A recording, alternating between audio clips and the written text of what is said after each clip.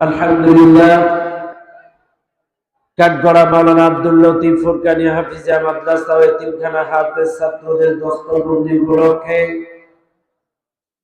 নবম বার্ষিকী আজকের বিশাল ঐতিহাসিক তাফসীরুল কোরআন মাহফিলে সুযোগ্য সম্মানিত সভাপতি জনাব মোহাম্মদ সাইদুজ্জামান সরকার, আল্লাহ তাআলা তাকে ইসলামের খাদেম হিসেবে কবুল করেন। আল্লাহুম্মা আমিন। আজকের মাহফিলের সম্মানিত প্রধান অতিথি জনাব ডাক্তার আব্দুস সুবহান সাহেব, আমরা দোয়া করি বারাকাল্লাহু ফি হায়াতি, বলেন আল্লাহুম্মা আমিন। আজকের মাহফিলে আমন্ত্রিত অন্যান্য অতিথিবৃন্দ, আজকের মাহফিলে মঞ্চে উপস্থিত এলাকার সুনামধন্য ব্যক্তিবর্গ, বিশেষ করে ছন্দময় প্রাণোজ্জ্বল ভাষায় উপস্থাপনা করে আপনাদেরকে মুগ্ধ করেছেন অত্র মাদ্রাসার তরুণ সভাপতি জনাব আলহাজ অধ্যক্ষ আবুল কাসেম সাহেব সহ ম্যানেজিং কমিটির সদস্যবৃন্দ, ডানে বামে সামনে উপস্থিত দূর দূরান্ত থেকে আগত দিনদার মুত্তাকিন পরহেজগার ভাই ও বাবাজিরা, বিশেষ করে আমার আগে মনোমুগ্ধকর আলোচনা শুনে আপনাদেরকে মুগ্ধ করেছেন বিশিষ্ট ইসলামী চিন্তাবিদ জনাব হাফেজ হযরত মাওলানা আব্দুস সালাম আজাদি সাহেব, সকলকে সুন্নাত তরিকা অনুযায়ী সালাম জানাই। আসসালামু আলাইকুম ওয়া রাহমাতুল্লাহি ওয়া বারাকাতুহু।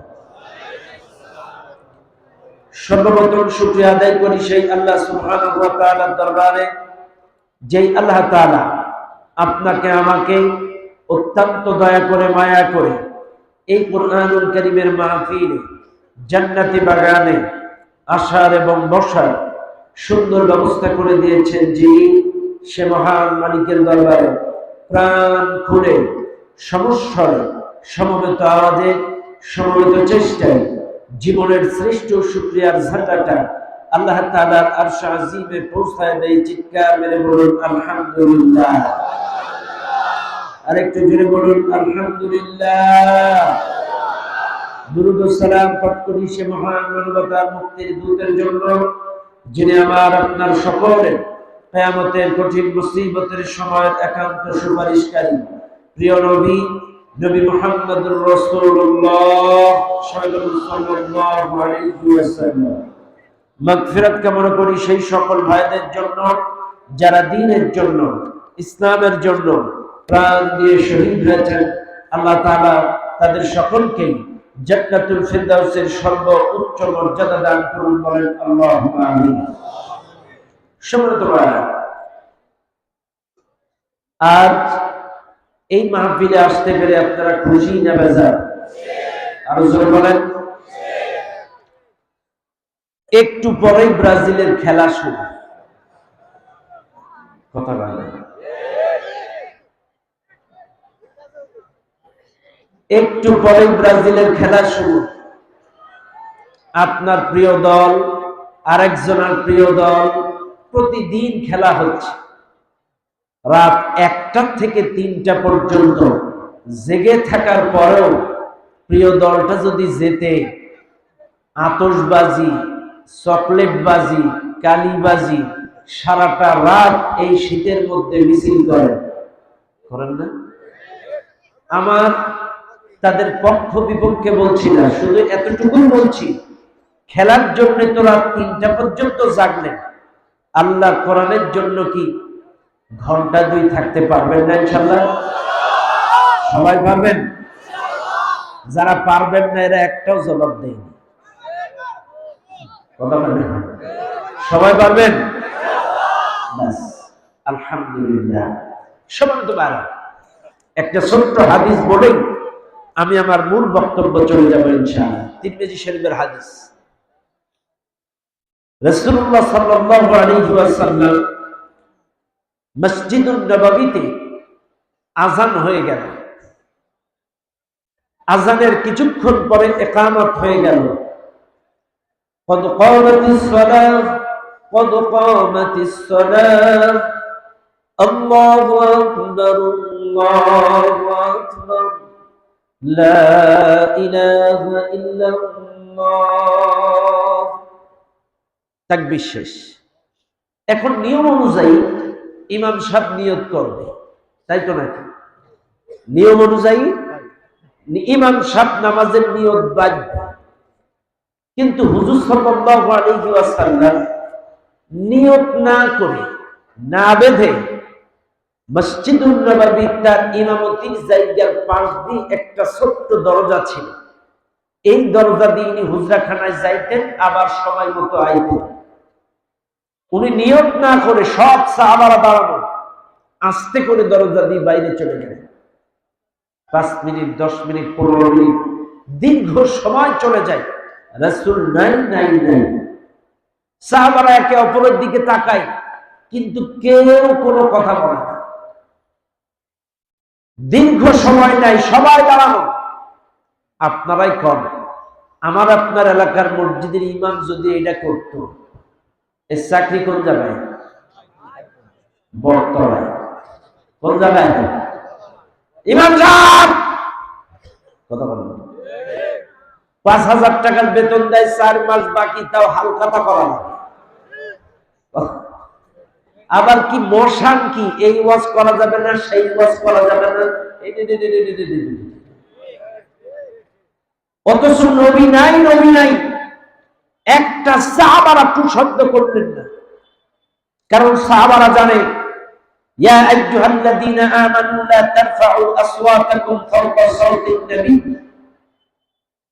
আল্লাহ পাক বলেই দিয়েছেন, হে ইমানদারগণ, তোমাদের গলার আওয়াজ যেন আমার নবীর কণ্ঠের উপরে উঠে না যায়। যদি যায়, তোমাদের জিন্দেগীর সমস্ত আমল বরবাদ। একটা শব্দ নাই। তাইলে নবীর সাহাবারা ইমাম নাই, কোন শব্দ নাই, কিন্তু আমাদের দেশের মসজিদের ইমামগুলো সামান্য 19 কুড়ি হইলেই কি ধমক টানা দেয়, গালি গালাজ, ধমক ধামক, উল্টা পাল্টা কি রকম ব্যাখ্যা করেন।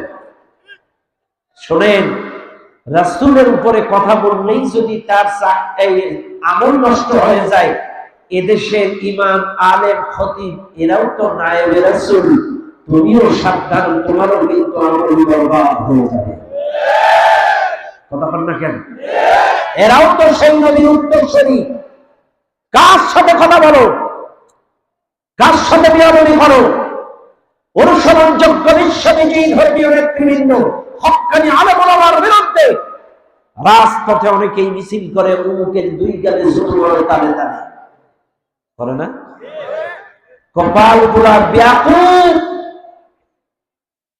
এরা জানে না কাদের বিরুদ্ধে এরা স্লোগান দেয়, করা ঠিক কিনা? আল্লাহর গজব ধ্বংস করে দেবে তাদের। শোনেন, নবী নাই, অনেকক্ষণ পরে নবী আসলেন। আসার পরে কোনো শব্দ নেই, সাব্বু সুফুর ফাকুল ফাকিন্না তাসবিয়াতাস সুফুর ফি মিন ইকামাতিস সালাহ ইস্তাউ।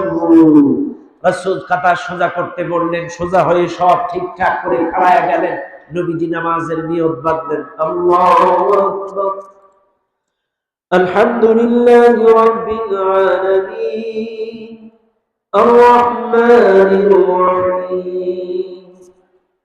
4 রাকাত শেষ, সুন্নাত শেষ, ওয়াজিব শেষ, সব শেষ। রাসূল তার জায়গায় বসে তাসবিহ করতেছে। এমন সময় কয়েকজন সাহাবী নমনীয় কমনীয় ঠান্ডা মাথায় অত্যন্ত আন্তরিকতার সাথে রাসূলের কাছে যেয়ে বলছে, হুজুর, ফাআলতাল ইয়াওমা শাইআন মা কুনতা তাফআলুহু। আপনি কই গেছিলেন? জীবনে তো এমনটা করেন নাই। মান হিকমাতু ফীহি, কি উদ্দেশ্য ছিল, কি হিকমত ছিল?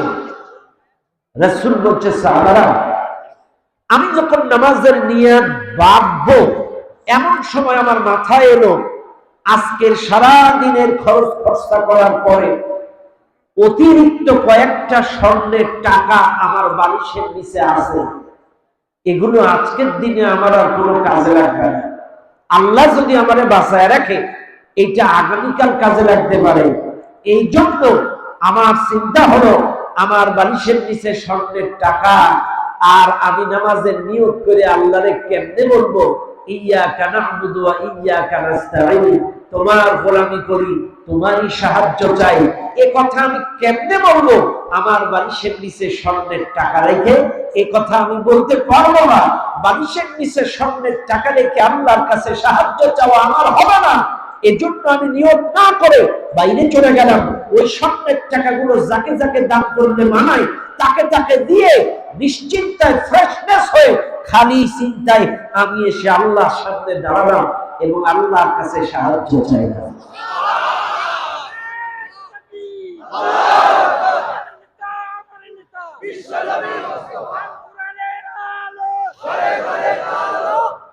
এই হলো আমার নবী, এই হলো আমার নবী, যে আমার বালিশের নিচে স্বর্ণের টাকা, আর আমি কেমনে আল্লাহর কাছে সাহায্য চাইব? আল্লাহ তোমার সাহায্য চাই। এই জন্য সবকিছু দান করে এসে আল্লাহর কাছে সাহায্য চেয়েছি। ও মুসলমান, কাজে আমি বলবো এত বড় একটি মাহফিল, মাদ্রাসা, আমি খুব লম্বা চওড়া কথা বলবো না, ডিস্টার্ব করবো না। আমাদের স্বেচ্ছাসেবকেরা সব জায়গায় এলাকা, আপনাদের মধ্যে যাবে। নবীর আশেক, নবীর উম্মত যদি নিজেকে দাবি করেন, আমার রাসূল যদি দিনের সমস্ত খরচ খরচা করার পরে অতিরিক্ত টাকাটা যদি দান করে এসে নামাজে দাঁড়াইতে পারে, আপনার ব্যাংক আছে, ব্যালেন্স আছে, কত সম্পদ সম্পত্তি আছে, তার থেকে কে 500, 1000, 2000 আমরা আমাদের স্বেচ্ছাসেবকদের ব্যাগের ভিতরে দিতে পারবো না? পারবো না ইনশাআল্লাহ। আমাদের ভাইরা যাচ্ছে, আপনারা প্রাণ খুলে মাত্র 5টা মিনিট আল্লাহর রাস্তায় সবাই প্যাকেটের মধ্যে দিয়ে দেন, সবাই দেন।